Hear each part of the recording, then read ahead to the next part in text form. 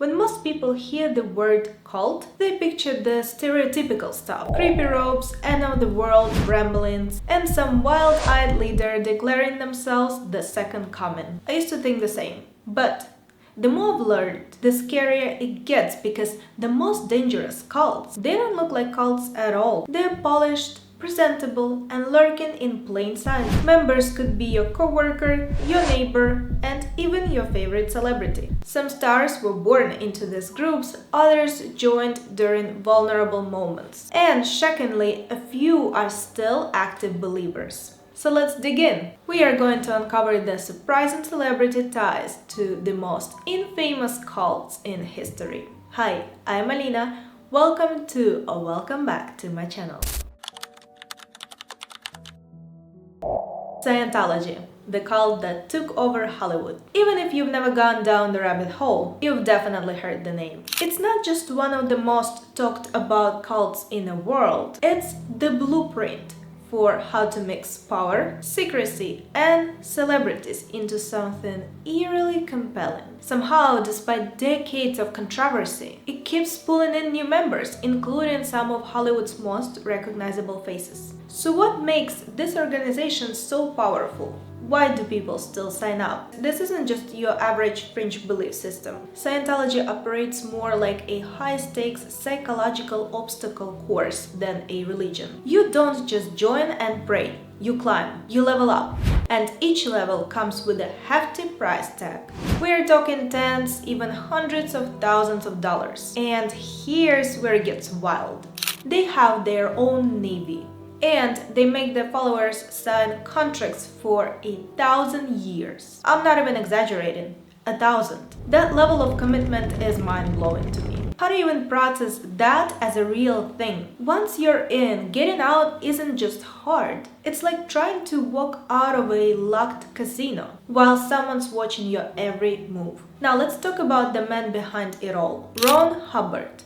This guy wasn't just a sci-fi author. He was a master manipulator who built a system demanding total obedience. Members are taught to believe in alien spirits clinging to their bodies. And if you question it, if you criticize it publicly, congratulations, you are now a suppressive person, essentially an enemy of the church. And they do not play nice with their enemies. One of the most jaw-dropping chapters in their history is something called Operation Snow White. It sounds like a bad spy movie, but it was real. Scientology agents literally infiltrated US government offices to steal or destroy files that made them look bad. That's not just unethical, it's borderline espionage. And it didn't stop there. Former members, journalists, and even celebrities who've dared to speak out have been stalked and harassed. Matt Stone and Trey Parker from South Park made fun of Scientology in an episode, and allegedly the church responded by digging through their trash, looking for dirt to use against them. And if that's not disturbing enough, there's something even darker: re-education camps. Yes, real ones. Not just whispers or rumors. These are facilities where members, especially LGBTQ+ folks, are sent to be corrected. That's not a church, that's a prison camp, and it's horrifying. So why are celebrities still part of this? Why do people with all the resources and influence in the world, Tom Cruise, John Travolta, Juliette Lewis, Danny Masterson, stay involved in something so toxic? What are they getting out of it? Or maybe the better question is, what are they afraid of losing? Because once someone decides to leave Scientology, things get very real, very fast. Most people have heard of Scientology. It's practically a pop culture reference at this point. But there's another cult out there that's flown more under the radar. And honestly, it's just as disturbing. Maybe even worse. Let me introduce you to the Family International, or TFI. This group has been lurking around since the late 60s, and they've changed names more times than a scammer on the run. They started as the Children of God, then became the Family of Love, later just the Family, and finally in 2004 they tried to clean up their image with a shiny new name, the Family International. But let's be real, no amount of rebranding can scrub away the rot in their history. TFI claims to be a Christian group, but their teachings are not what you call mainstream. One of their core beliefs is that followers should serve Jesus like a wife serves a husband. And yes, that means sexually. And before you ask, yes, that includes men too. Men are taught to picture themselves as women while doing this spiritual service. I wish I were kidding. It's one of those things that makes you do a double take and say, what the actual hell? And that's not even the worst of it. TFI has a horrifying track record of child abuse. Former members have bravely spoken out through books, interviews, and even a website for survivors to expose what they went through. Unlike Scientology, TFI didn't exactly become a celebrity magnet, but they did have some famous connections. River Phoenix and his siblings were all raised in a cult. Actress Rose McGowan is also a former member. And then there is Fleetwood Mac's Jeremy Spencer, who joined willingly. I guess he really did want to break the chain. TFI might think a name change can help them escape their past, but the truth has a way of clawing itself to the surface. The more survivors speak up, the harder it is for groups like this to stay in the shadows, and thank God for that.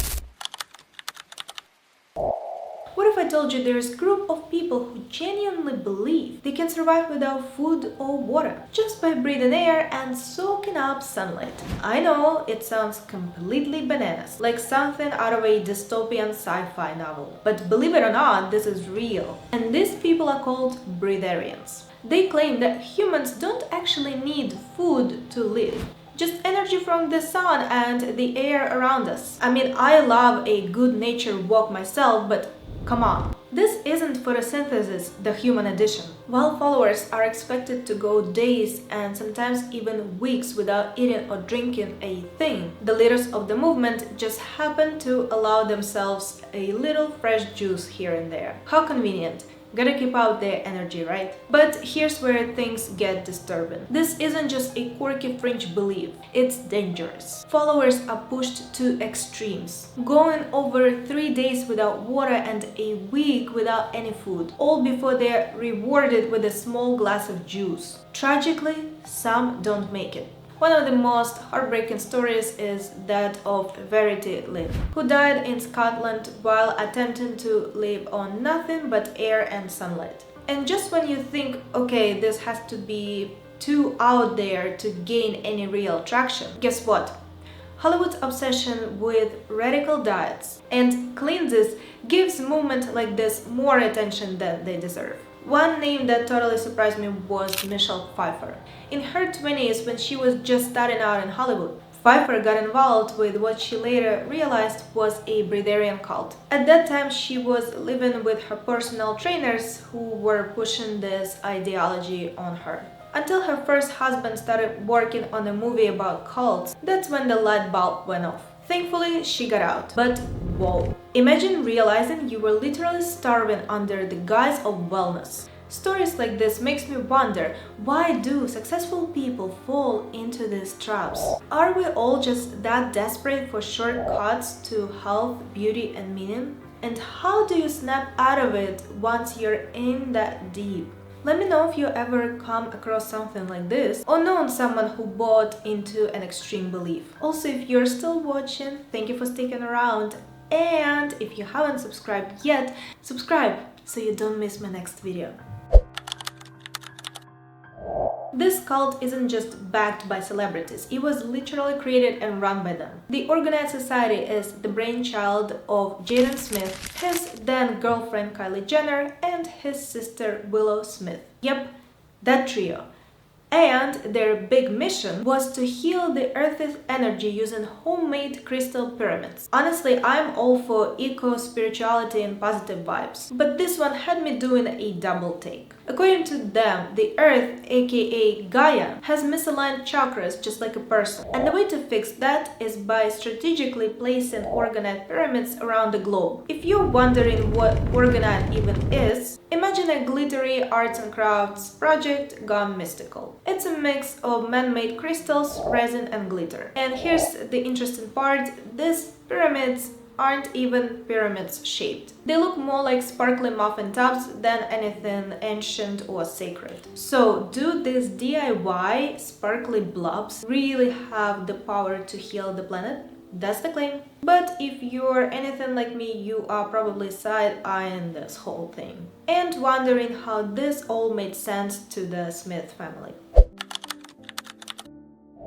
When it comes to cults, or at least groups accused of being cults, Hare Krishna is honestly kind of low on a drama scale. No mass suicides, no apocalyptic countdowns, no creepy bunkers in the woods. Just a lot of chanting, dancing, and handing out flowers at the airport. Yep, that's not just a stereotype, it was genuinely their thing for a while. And I kinda like how random that is. But don't let the flower power vibe fool you, this group still has its oddities. One of their biggest controversies is that they were allegedly giving their members LSD in their early days. And yeah, okay, this sounds intense, but let's not forget, this was the mid to late 60s. Psychedelics were practically a spiritual rite of passage back then. It's almost surprising if a group wasn't dabbling in acid. At its core, Hare Krishna is rooted in Hinduism, but it's got a unique twist. They believe Krishna, the blue-skinned flute-playing god, is actually the same as the Christian god Yahweh and Allah. Basically, it's a many names, one divine source situation. But actually, I think it's kind of nice, like a spiritual mashup album. Now here's something I found especially fascinating and a little intense. Their food philosophy. They believe that whatever emotions you feel while cooking actually get transferred into the food and then into whoever eats it. So if you're bitter while making curry,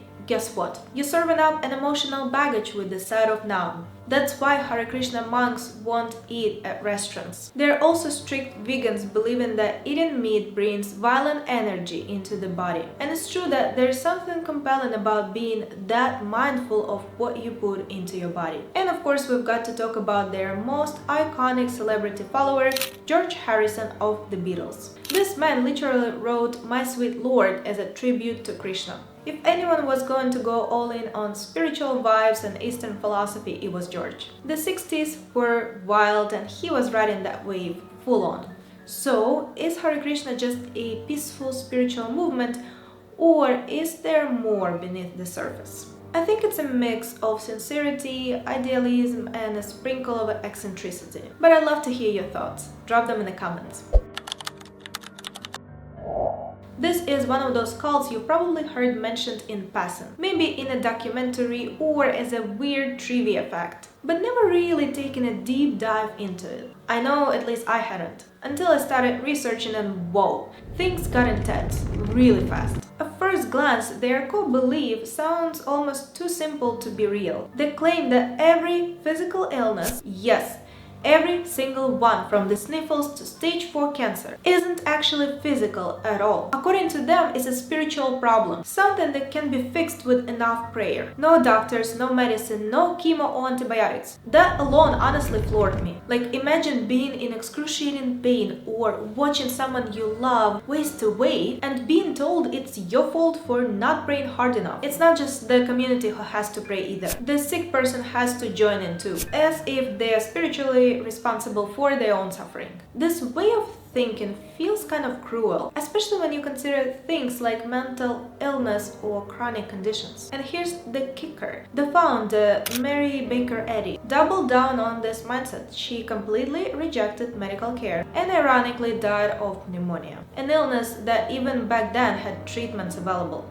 But it doesn't end there. Believe it or not, this isn't just some forgotten dusty doctrine. It has followers today, some of them pretty famous. Val Kilmer, for example. When he was diagnosed with a throat tumor in 2015, he initially refused medical help, relying entirely on prayer. It took serious intervention from his family to convince him to get treatment. Thankfully, he survived. So I've got to ask, where's the line between faith and recklessness? Can prayer really heal the body, or is this just another dangerous ideology that ends up hurting the very people it claims to save? Ever wanted to kick back at a vegan spot, vibe with the owner, and then hear him casually mention that he technically killed the guy? Well, unfortunately, you are a few decades too late for this experience. But if you'd been around during the 60s, aka the golden age of cults, you might have crossed paths with the one and only Father Yod. This wasn't your average peace and love hippie. No, Father Yod was a self-proclaimed god, head of the Source family, and the brains behind one of LA's very first health food restaurants, which by the way looked like the kind of place you'd expect to find overpriced kombucha and spiritual advice on the menu. And get this, about 150 of his followers crammed into a tiny 3-bedroom house in the Hollywood Hills. That's not devotion, that's a fire hazard. Oh, and they all adopted the last name Aquarian, because apparently no cult is complete without a full-on branding strategy. But it wasn't just tofu and tie-dye. These folks really believed Father Yod was divine, like actual God on earth divine. And they went all in. They even started a band, as one does, selling psychedelic rock albums straight out of the restaurant. Honestly, if Spotify Wrapped had been a thing back then, I'd be curious what kind of numbers they were pulling. So, what happened? Well, in 1977, after moving the whole family to Hawaii in search of good vibes and maybe fewer building codes, Father Yod decided to go hang gliding for the first time. No training, no experience. Unsurprisingly, he crashed. That was it. The end of his so-called godhood, courtesy of gravity. And here's the kicker. Guess who was rumored to be hanging around the edges of the scene? If you're thinking John Lennon and Yoko Ono, you are absolutely right. Because of course they were. It was the late 60s. The Beatles were going through their spiritual awakening phase. And honestly, weird was currency, they were billionaires. How about you? Would you have jumped on the Aquarian bandwagon? This one genuinely shook the world. Some people still remember the headlines. The celebrity names were shocking, and what really got me was just how insane the whole operation was. Like, how does something this twisted even exist in plain sight for so long? Let's talk about NXIVM. If you haven't heard of it, brace yourself, because this wasn't just some quirky Hollywood wellness group. It was a full-on cult disguised as a self-help program, and it operated like a pyramid scheme from hell. But instead of selling vitamins or skincare, they were recruiting women into a secret abusive hierarchy. At the top was Keith Raniere and Smallville actress Allison Mack. What started as empowerment turned into something horrifying. Women were literally branded, like burned into their skin with Raniere's initials. And then you find out it wasn't just branded. These women were pulled into this bizarre power dynamic, where they had to serve masters and recruit their own slaves. It was a cycle of control that feels ripped straight out of a dystopian novel. One woman was locked in a room for 2 years just for falling in love with someone other than Raniere. Like, how is that even real? Others were coerced into sleeping with him and forced to hand over blackmail material, like nudes and damaging secrets, just to stay in. For years, this was all hidden behind closed doors. Until 2018, when the whole thing blew up. Suddenly, the world found out who was involved. Allison Mack, Nikki Klein, Inda Oxenberg. And it was like peeling back the lid of a nightmare. Seriously. It's the kind of story you wish was fiction. Thank you for watching, and if you like this video, make sure to check out this video right here, and I'll see you there. Bye!